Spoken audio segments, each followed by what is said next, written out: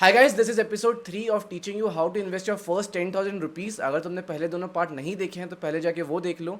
और आज के वीडियो में हम बात करने वाले हैं कि डीमैट अकाउंट क्या होता है, कौन से डिफरेंट टाइप के अकाउंट्स होते हैं, कितने टाइप के ऑर्डर्स होते हैं और ये सब। तो चलो चालू करते हैं बिना किसी देरी के। तो सबसे पहली चीज़ तो ये समझो, तुम्हें अगर एनएससी या बीएससी से कोई भी स्टॉक खरीदना है तो तुम सीधा जाके एनएससी या बीएससी से नहीं खरीद सकते। तुम्हें बीच में एक ब्रोकर की ज़रूरत पड़ती है, ठीक है।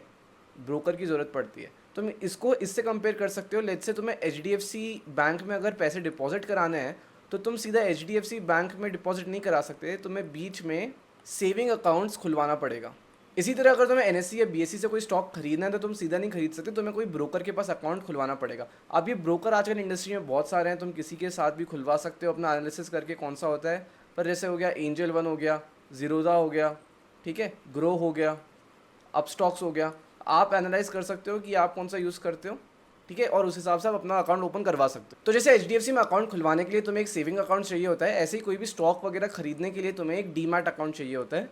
डीमैट का जो बेसिकली फुल फॉर्म होता है वो होता है डीमटेरियलाइज्ड। तो पहले जो स्टॉक्स होते थे वो फिजिकल हार्ड कॉपी में होते थे, लेकिन फिर उसको शिफ्ट कर दिया गया डिजिटल फॉर्म्स में। इसका मेन रीज़न ये था कि किसी के भी घर पे अगर कोई स्टॉक गुम जाता है, चोरी हो जाता है तो बहुत दिक्कत आती थी। लेकिन अभी के जो डीमैट अकाउंट्स होते हैं इनमें तुम्हारे स्टॉक शेयर होते हैं, जैसे तुम्हारे बैंक अकाउंट में पैसे दिखते हैं ऐसे डीमैट अकाउंट्स में शेयर्स दिखते हैं। तो जो चोरी का चांस था वो एकदम खत्म हो गया है, तुम्हारे शेयर्स अब गुम नहीं सकते हैं और इसी वजह से ये काफ़ी ईजी हो गया है मेंटेन करने के लिए, ट्रांसफर करने के लिए। तो इसी के लिए हम लोग यूज़ करते हैं डीमैट अकाउंट्स। अब नेक्स्ट हम आते हैं कि एक्जैक्टली इंट्राडे क्या होती है और डिलीवरी क्या होती है। तुमने काफ़ी बार सुना होगा लोगों के मुंह से सुनते हुए कि भाई मैं तो इंट्राडे ट्रेडर हूँ, मैं तो स्विंग ट्रेडर हूँ, ऐसे करके। तो दोनों में एक्जैक्टली डिफरेंस क्या होता है अब ये समझते हैं। देखो, तो इंटरडे का मतलब बहुत ही ज़्यादा सिंपल होता है। अगर तुम कोई भी शेयर आज खरीदते हो, लेट्स से तुमने मंडे को कोई भी शेयर खरीदा और उसको आज ही बेच दिया, बाय भी आज ही किया और सेल भी आज कर दिया, तो इस केस को कहते हैं इंट्राडे। इसके अलावा अगर तुमने कुछ भी किया हो, जैसे आज खरीदा और कल बेचा, आज खरीदा आज से 10 साल बाद बेचा, आज खरीदा आज से 3 महीने बाद बेचा, कुछ भी नहीं फ़र्क पड़ता। लेकिन अगर तुमने आज खरीदा और आज नहीं बेचा तो वो काउंट हो जाता है डिलीवरी के अंदर। तो basically buy and sell not done on a same day को हम कहते हैं डिलीवरी के अंदर। ऑलराइट, तो इतना सा डिफरेंस होता है इंट्राडे में और डिलीवरी में। तो शेयर की डिलीवरी लेने की सिर्फ एक ही कंडीशन है कि जिस दिन स्टॉक खरीदा है उसी दिन उस स्टॉक को नहीं बेचना है। उसके अलावा तुम कभी भी बेचोगे, कितने भी दिनों बाद, कितने भी महीनों बाद, कितने भी सालों बाद, सब डिलीवरी के अंदर ही काउंट होता है। तो जो भी इंट्राडे ट्रेडर्स होते हैं वो कोई भी स्टॉक के फंडामेंटल्स या उसकी लॉन्ग टर्म में वो कैसा परफॉर्म करने वाला है उस पर ट्रेड नहीं करते हैं। वो ट्रेड करते हैं प्राइस एक्शन पे, मोमेंटम पे। अगर उनको लगता है कि किसी स्टॉक की प्राइस आज ही 5% से ऊपर जाने वाली है तो वो उसको बाय कर लेंगे, या अगर उसको लगता है कि वो शेयर गिरने वाला है तो उसको शॉर्ट सेल कर देंगे। अब शॉर्ट सेल एक्जैक्टली क्या होता है कि हम आगे बाद में डिस्कस करा करेंगे, लेकिन अभी के लिए ये समझ लो, जो इंट्राडे वाले लोग होते हैं वो सिर्फ एक दिन पे प्राइस एक्शन देखते हैं कि प्राइस ऊपर जाएगी या नीचे जाएगी, उसके बेसिस पे खरीदते हैं। दूसरी तरफ अगर कोई स्टॉक को बहुत लंबे टाइम तक होल्ड करना चाहता है, जैसे 2 साल, 3 साल, 5 साल, तो हम उसको फिर इन्वेस्टर की कैटेगरी में डाल देते हैं। बस इतना ही डिफरेंस होता है सारी कैटेगरीज के बीच में। जो स्टॉक को जितनी देर होल्ड करता है उसी के बेसिस पे हम डिसाइड करते हैं कि भाई वो इंट्राडे है, वो स्विंग ट्रेडर है, वो इन्वेस्टर है, कि वो क्या है। इसके अलावा एक स्कैल्प ट्रेडिंग होती है। स्कैल्प में क्या होता है, जैसे मैं बोल रहा हूँ कि इंट्राडे में क्या रहता है कि 9:15 जब मार्केट खुलता है से 3:30 के बीच में कभी भी आप बाय और सेल आपको दोनों करना होता है, तो आप इंट्राडे में आते हो। स्कैल्प ट्रेडिंग जो होती है, या जो स्कैल्प ट्रेडर्स होते हैं, वो सिर्फ कुछ मिनट्स के लिए, 5 मिनट, 2 मिनट, 10 मिनट के लिए एंटर होते हैं और उसी देर में एग्जिट हो जाते हैं। तो वो 10 मिनट के अंदर ही मान लो बाय भी कर लेते हैं और सेल भी कर लेते हैं। तो ये सब इतनी कॉम्प्लिकेशंस की जरूरत नहीं है अभी। मैं तुम्हें बस एक बताना चाह रहा था कि कितने टाइप के इन्वेस्टर्स होते हैं, कितने टाइप के ट्रेडर्स होते हैं और सब में ऊपर ऊपर से क्या डिफरेंस होता है। अब हम बात करते हैं डिफरेंट काइंड ऑफ चार्जेस की। तो सबसे पहला जो चार्ज होता है वो होता है ऑटो स्क्वायर ऑफ चार्ज। जो भी बिगिनर लोग होते हैं उनको ऑटो स्क्वायर ऑफ चार्जेस के बारे में नहीं पता होता है। तो ये एक ऐसा चार्ज है जिसकी वजह से मेरे भी काफ़ी बार लॉस हो चुके हैं, काफ़ी बार फाइन्स लगा हुआ है। तो इसका बहुत सिंपल सा मीनिंग होता है यार, जब भी तुम कोई भी स्टॉक खरीदने जाते हो ना, स्टॉक तुम्हारा जो ब्रोकर होगा वो तुमसे पूछेगा कि क्या तुम्हें डिलीवरी में चाहिए, क्या तुम्हें इंट्राडे में चाहिए। और अगर तुम इंट्राडे सेलेक्ट कर लेते हो, पहली बात स्क्वायर ऑफ चार्जेस सिर्फ इंट्राडे के लिए होते हैं। तो जब भी तुम सिलेक्ट कर लेते हो कि तुम्हें इंट्राडे में खरीदना है तो तुम्हारे ऊपर कंडीशन लग गई, तुम्हें सेम डे पे बाय भी करना है, सेम डे पे सेल भी करना है। तो अब मान लो मार्केट खुलता है 9:15 से 3:30 के बीच में। अगर मान लो तुमने बाय कर लिया अपना ऑर्डर और फिर किसी भी वजह से तुम बिजी हो गए और तुमने बेसिकली सेल करना भूल गए, तो इन सच सिनेरियोज क्या होता है, जो ब्रोकर होता है तुम्हारा, जो भी तुम्हारा ग्रो अप स्टॉक्स हो गया, वो ऑटोमेटिकली उसको बेच देता है। जो भी तुमने शेयर खरीदा था उसको मार्केट की क्लोजिंग प्राइस पे या जितनी भी प्राइस उसको मिलती है उस पर बेच देता है। एज अ रिजल्ट वो बाय और सेल सेम डे पे हो जाता है और तुम्हारा इंट्राडे ऑर्डर एग्जीक्यूट हो जाता है। लेकिन बिकॉज ऑफ द फैक्ट कि तुमने गलती की, तुमने खुद ने नहीं बेचा और ब्रोकर को एक एक्स्ट्रा स्टेप लेके तुम्हारा स्टॉक बेचना पड़ा। इस रीजन से वो क्या करता है कि तो ब्रोकर तुम पे एक चार्ज लगाता है, ऑटो स्क्वायर ऑफ चार्ज। तुमने खुद की पोजीशन क्लोज नहीं की, तुम्हारी गलती थी और स्टॉक ब्रोकर को तुम्हारे बिहाफ पे ये करना पड़ा, तो इसी का चार्ज लगाता है जो भी तुम्हारा ब्रोकर होता है, और इसी को कहते हैं ऑटो स्क्वायर ऑफ चार्जेस। ये भी एक ऐसा चार्ज है जिसके बारे में लोगों को पता ही नहीं होता, जिसकी वजह से वो फालतू में जो अपने प्रॉफिट्स होते हैं उसको कम करते रहते हैं या अपने लॉसेस को बढ़ाते रहते हैं। तो पहले मैं तुम्हें एक स्ट्रक्चर बताता हूँ कि एग्जैक्टली चीज़ें कैसे काम करती है। देखो, अब एग्जैक्टली समझते हैं कि मार्केट कैसे काम करता है। ये देखो, अगर मैं हूँ और मैंने कोई भी अपना पैसा, मैंने पैसे दिए और अपने ब्रोकर को पैसे दिए, ब्रोकर ने एक्सचेंज पे ऑर्डर डाला और फिर मेरे को स्टॉक मिल गया। तो जो स्टॉक होता है वो मेरे ब्रोकर के पास स्टोर नहीं होता है। The stock, the share is not being held by my broker. तो ये जो स्टॉक्स होते हैं वो मेरा ब्रोकर नहीं होल्ड करता है, ये एक अलग जगह स्टोर किए जाते हैं डिपॉजिटरीज के थ्रू। ठीक है, ये एक नई पार्टिसिपेंट आ गई है इंडिया में, ये है NSDL और CDSL। तो तुम्हारे जो शेयर्स होते हैं वो बेसिकली NSDL और CDSL अपने पास रखती है और ये ब्रोकर तुम्हारे बिहाफ पे करता है। तो अब ये जो स्टॉक्स रखती है इसके लिए जो डिपॉजिटरी है ये DP चार्जेस चार्ज करती है तुम्हारे ब्रोकर को। अब जो तुम्हारा ब्रोकर है वो खुद क्यों पैसे देगा भाई? ठीक है, सिंपल सी बात है। जो तुम्हारा ब्रोकर होगा वो क्या करेगा, वो ये आगे पैसे तुम्हें चार्ज कर देगा DP चार्जेस के फॉर्मेट में। अब जो तुम्हारे DP चार्जेस होते हैं ये फिक्स्ड होते हैं। फिक्स्ड मतलब मैं कैसे बताऊं कि अगर तुमने एक शेयर सेल किया, पहली बात तो ये समझो जो भी DP चार्जेस होते हैं वो सिर्फ सेलिंग पे लगते हैं। तो मतलब अगर तुम्हारे ब्रोकर ने डिपॉजिट करवाया तो अभी कोई चार्ज नहीं लगेगा, लेकिन जब भी तुम सेल करोगे ना अपने शेयर्स तब तुम्हारे ऊपर के DP चार्जेस लगे होंगे। तो बाय करते वक्त तुम्हारे कभी भी DP चार्जेस नहीं लगेंगे, हमेशा सेल करते वक्त ही तुम्हारे DP चार्जेस लगेंगे। ये हो गई पहली बात। दूसरी बात ये है कि फ़र्क नहीं पड़ता कि तुम 100 शेयर्स बेचो, कि तुम 1000 बेचो, कि तुम एक शेयर बेचो, जो भी तुम्हारा DP चार्ज है वो रहता है सेम। तो चलो अज्यूम करते हैं कि जो भी तुम्हारे DP चार्जेस हैं वो है 25 रुपीज़। अब मान लो मेरे पास 1000 स्टॉक्स रखे हैं HDFC के, ठीक है। अब मान लो मैं आज सिर्फ एक शेयर सेल करता हूँ तो भी मेरे ऊपर 25 रुपये का DP लगेगा। अगर मैं 100 शेयर सेल करता हूँ तो भी मेरे ऊपर 25 रुपये का ही लगेगा, और अगर मैं 1000 के 1000 कर देता हूँ तो भी मेरे ऊपर 25 रुपीज़ का ही DP चार्ज लगेगा। तो इससे हम क्या समझते हैं, जब भी तुम स्टॉक्स खरीदो तुम धीरे धीरे करके खरीद सकते हो या स्मॉल क्वांटिटी में खरीद सकते हो, लेकिन जब भी तुम अपने शेयर सेल करने जाओ ट्राई करो कि तुम उसको साथ में बेचो, क्योंकि अगर तुम अलग अलग करके बेचोगे, जैसे हाफ क्वांटिटी में बेचोगे या जैसे भी बेचोगे, तो तुम्हारे ऊपर जो तुम्हारी DP चार्जेस हैं वो बढ़ेंगे। क्योंकि अब फर्क नहीं पड़ता कि तुम एक शेयर बेचो, 100 बेचो कि 1000 बेचो, जो भी DP चार्ज लगना है वो फिक्स ही होने वाला है। अब DP चार्जेस के बारे में एक और चीज़ अच्छे से समझ लो। मान लो तुम्हारे पास 2 स्टॉक्स हैं, SBI और HDFC, ठीक है। इसके 100 यूनिट हैं, इसके 200 यूनिट है। अगर मान लो मैं बेचता हूँ HDFC के 10 और SBI के 10, ठीक है, 10 HDFC के और 10 SBI के, तो इस पे मेरे को अलग 25 रुपये का DP लगेगा और इस पे भी 25 रुपये का DP लगेगा।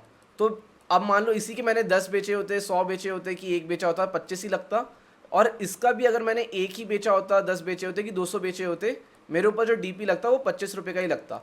तो मैं कंक्लूजन ये बताना चाहता हूँ कि अगर तुम्हारे पास 2 स्टॉक हैं, अगर तुम दोनों को बेचते हो, भले ही सेम डे पे बेचो, हर स्टॉक का जो DP चार्ज है वो तुम्हें अलग लगेगा। तो इस केस में मैंने SBI भी बेचा है, मैंने HDFC भी बेचा है, तो मेरे को इस पे भी DP चार्ज लगेगा और इस पे भी DP चार्ज लगेगा। अब हम फटाफट बात कर लेते हैं टाइप्स ऑफ ऑर्डर्स की, ठीक है। मार्केट में कितने टाइप के ऑर्डर्स होते हैं? तो सबसे पहला और बेसिक होता है मार्केट ऑर्डर। मार्केट ऑर्डर का बेसिकली ये मतलब है, तुम मार्केट को बोल रहे हो, अपने ब्रोकर को बोल रहे हो कि यार जो भी मार्केट में प्राइस चल रही है उसी पे मेरा शेयर एग्जीक्यूट कर दो, मेरे को उसी प्राइस पे बाय या सेल करना है। तो इससे क्या होता है ना, अब जैसे मान लो जो मार्केट प्राइस मान लो है 1500 रुपये, इसका मतलब ये गारंटीड नहीं है कि तुम्हारा जो शेयर है वो तुम्हें 1500 का ही मिल जाएगा। जो मार्केट प्राइस होती है वो दिखाती है लास्ट ट्रेडेड प्राइस, मतलब लास्ट जो एग्जीक्यूट हुआ था ऑर्डर, जो भी लास्ट बाय या सेल हुआ था वो कौन सी प्राइस पे हुआ था। अब तुम समझ लो अभी मार्केट प्राइस चल रही है 1500, जैसे मैंने तुम्हें लास्ट वीडियो बताया था, बिड करने वाले बैठे हैं यहाँ पे 1498 के और 1495 के, और जो भी आस्क प्राइस है वो है 1501 और 1502। तो अब एग्जैक्टली हो क्या रहा है, मार्केट प्राइस है 1500, और अगर तुम इसी वक्त ऑर्डर डाल देते हो मार्केट ऑर्डर का, तो इसमें तुम ऑर्डर दे रहे हो अपने ब्रोकर को, यार मार्केट में जो भी सबसे सस्ती प्राइस मिल रही है उस पर अपना ऑर्डर एग्जीक्यूट कर दो। तो अब इसमें क्या होगा कि जो भी आस्क प्राइस होगी, क्योंकि तुम देखो तो ये बाइंग प्राइस है, ये सेलिंग प्राइस है, तुम सिर्फ सेलिंग प्राइस पे ही खरीद सकते हो। तुम समझ रहे हो कि तुम्हें शेयर खरीदना है, तुम उसी प्राइस पे खरीदोगे ना जिस पे आगे वाला बेचने को रेडी है। तो जो आगे वाला है वो बोल रहा है यार मैं बेचूंगा तो इसे 1501 पे बेचूंगा, तो जो ऑर्डर है वो इस पे एग्जीक्यूट हो जाएगा और तुम्हें बेसिकली 1501 का अपना जो शेयर है वो मिल जाएगा। तो हमेशा जनरली एक रूल ऑफ थम होता है, अगर मार्केट प्राइस 1500 चल रही है या जितनी भी चल रही है, तुम्हें अगर मार्केट ऑर्डर प्लेस किया है तो तुम्हें वो शेयर उससे हल्का सा ऊपर वैल्यू पे मिल जाता है। ये होता है मार्केट ऑर्डर। अब सेकंड हम समझते हैं, ये है लिमिट ऑर्डर। देखो लिमिट ऑर्डर एग्जैक्टली क्या होता है। अभी मान लो मार्केट में प्राइस चल रही है 1500 रुपये और तुम एक लिमिट ऑर्डर प्लेस करते हो at a price of 1490 rupees. इसका मतलब ये है जब भी स्टॉक 1490 रुपीज़ पे आए उसको बाय कर लेना। जब भी तुम लिमिट ऑर्डर प्लेस कर रहे हो तुम बेसिकली अपने ब्रोकर को ये सिग्नल दे रहे हो कि यार मैं खरीदूंगा तो 1490 रुपीज़ पे या उसके नीचे। तो तुमने अगर लिमिट ऑर्डर बाय प्लेस कर रखा है 1490 पे, तो इसका मतलब अगर मार्केट में प्राइस 1500 चल रहा है, 1510 हो गया या 1495 हो गया, तो जो तुम्हारा ऑर्डर है वो एग्जीक्यूट ही नहीं होगा, तुम्हें उस पर खरीदने को ही नहीं मिलेगा। लेकिन अगर प्राइस 1490 टच हो जाती है तो तुम्हारा ऑर्डर अपने आप एग्जीक्यूट हो जाएगा। अब मान लो 1490 से भी नीचे चली जाती है, मान लो प्राइस चली जाती है 1485, तब भी तुम्हारा जो ऑर्डर है वो एग्जीक्यूट हो जाएगा। तो लिमिट ऑर्डर का यही मतलब है, अगर मैं खरीदूंगा तो मैक्सिमम 1490 पे खरीदूंगा, उसके ऊपर नहीं खरीदूंगा।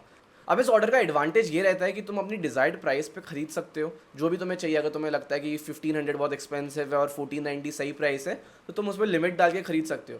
लेकिन डिसएडवांटेज ये होता है कि अगर उस प्राइस पे तुम्हारा शेयर कभी आया ही नहीं तो तुम्हारा जो ऑर्डर है वो कभी एक्सिक्यूट ही नहीं होगा। तो बेसिकली अगर मान लो 1500 का प्राइस चल रहा है और मैंने 1490 का लिमिट ऑर्डर डाल दिया, लेकिन अगर प्राइस कभी 1490 आया ही नहीं तो जो मेरा ऑर्डर है वो कभी एक्सिक्यूट ही नहीं हो पाएगा और वो मैं शेयर कभी खरीद ही नहीं पाऊंगा। अब 1500 की जगह पता लगा वो शेयर 1600 रुपये का हो गया तो मेरा इसमें घाटा हो जाएगा इस तरीके से। अब ये जो लिमिट ऑर्डर्स होते हैं इनकी भी दो कैटेगरी होती है। एक होता है 1 डे वैलिडिटी, कुछ लोगों के पास 1 ईयर वैलिडिटी भी रहती है। देखो वैलिडिटी का क्या मतलब होता है ना कि ये जो तुमने ऑर्डर दिया है अपने ब्रोकर को कि यार अगर 1490 पे प्राइस आ जाए तो खरीद लेना, ये जो ऑर्डर है ये कब तक वैलिड है। एक दिन की वैलिडिटी का मतलब है अगर आज प्राइस 1490 आ गई तो खरीद लिया जाएगा, अगर कल आती है तो हम कुछ रिस्पॉन्सिबल नहीं है, तो तुम्हें कल ये ऑर्डर वापस फीड करना पड़ेगा। इसी में मान लो तुम ये 1 ईयर वैलिडिटी में डाल देते हो तो आज से 1 साल में अगर प्राइस कभी भी 1490 पे आती है तो वो शेयर खरीद लूंगा मैं। इसका इतना सिंपल सा मतलब होता है। अब तीसरी कैटेगरी समझ लो, एक होता है stop loss order. Stop loss basically reverse order होता है, अगर तुमने बाय किया है तो वो सेल कर लेगा, अगर तुमने सेल कर रखा था शेयर तो वो बाय कर लेगा। अब इसका एग्जांपल समझो, अगर तुमने 1500 का कोई भी शेयर खरीद रखा है, अब तुम्हें डर लगता है यार, तुम as a normal retail trader अपन 24/7 तो मार्केट के सामने बैठ नहीं सकते कि भाई कब बेचना है कब खरीदना है। तो अगर तुम्हें डर लगता है यार अगर प्राइस 1450 के नीचे आ जाएगा तो मेरा बहुत ज़्यादा लॉस हो जाएगा, मैं इससे ज़्यादा लॉस नहीं लेना चाहता, तो इन दैट सिनेरियो तुम एक स्टॉप लॉस ऑर्डर प्लेस कर सकते हो। इसको एसएल ऑर्डर्स भी बोलते हैं। इसमें बेसिकली क्या होता है कि अश्योर करता है कि अगर स्टॉक प्राइस 1450 आ जाता है तो तुम्हारा शेयर अपने आप बिक जाएगा, अपने आप सेल हो जाएगा।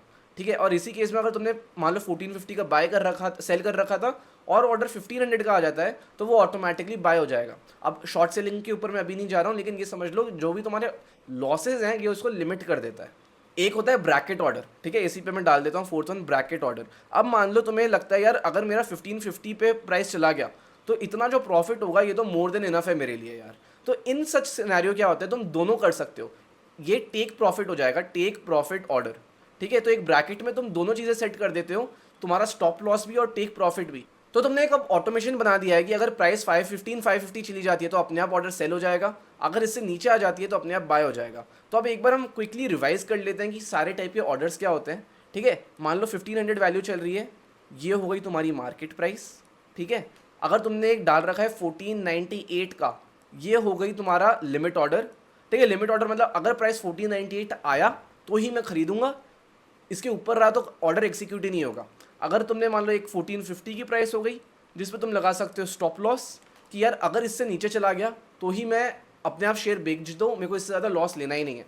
एक हो गया 1550 का प्राइस जिस पे जैसे तुम बोल सकते हो टेक प्रॉफिट या ब्रैकेट ऑर्डर्स में आ जाता है ये कि यार अगर शेयर की प्राइस इससे ऊपर चली जाती है तो इस प्राइस पे खरीद लो। तो इसी के साथ खत्म करते हैं आज का लेक्चर। आई होप आप लोगों को सब समझ में आया होगा। अगर नहीं आता तो एक बार वापस देखिए, और अगर तब भी कंफ्यूजन रह जाए तो डेफिनेटली कमेंट सेक्शन में पूछ सकते हैं, या और किन चीज़ों पे तुम चाहते हो कि मैं वीडियोस बनाऊं, please let me know and I will try to bring out the best content out there. बाकी that is it for today and I will see you guys in the next video.